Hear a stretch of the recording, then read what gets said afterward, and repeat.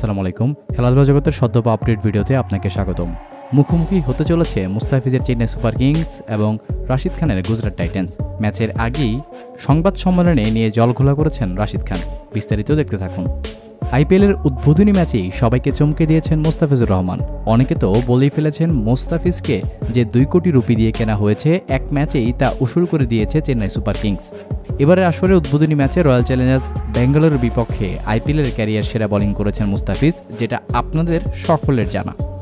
দুর্দান্ত বোলিং করে মাত্র 29 রান খরচায় শিকার করেছেন 4 উইকেট। তবে আগুনঝরা বোলিংয়ে 173 রানের বেশি করতে পারেননি বেঙ্গালুরু। জবাব দিতে নেমে চেন্নাই ম্যাচটি জিতে নিয়েছে 6 উইকেটে। তাক লাগানো বোলিং করে ম্যাচ সেরা হয়েছেন মুস্তাফিজ, কিন্তু সেরার পুরস্কার জিতে কোনো ধরনের মন্তব্যই করেননি বাংলাদেশের এই পেসার, যার কারণে বিস্মিত হয়েছেন তার ভক্ত সমর্থকেরা। যাই হোক, মুস্তাফিজদের এবার গুজরাট টাইটান্সের বিপক্ষে খেলার পালা। এই ম্যাচটিতেও ভালো বোলিং করবেন মুস্তাফিজুর রহমান, এই কামনায় ব্যক্ত করছি। দর্শক, আপনিও কি এমনটা যাচ্ছেন? ইয়েস অন্য জানাবেন অবশ্যই কমেন্ট বক্সে।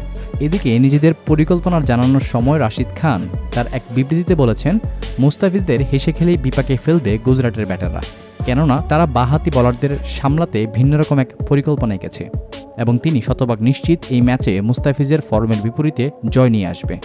দেখার বিষয় এখন সেটাই। এই ছিল দর্শক আমার হাতে থাকা সর্বশেষ খেলার আপডেট। প্রতিনিয়ত খেলার সংবাদ সবার আগে পেতে সাবস্ক্রাইব করুন এখনই।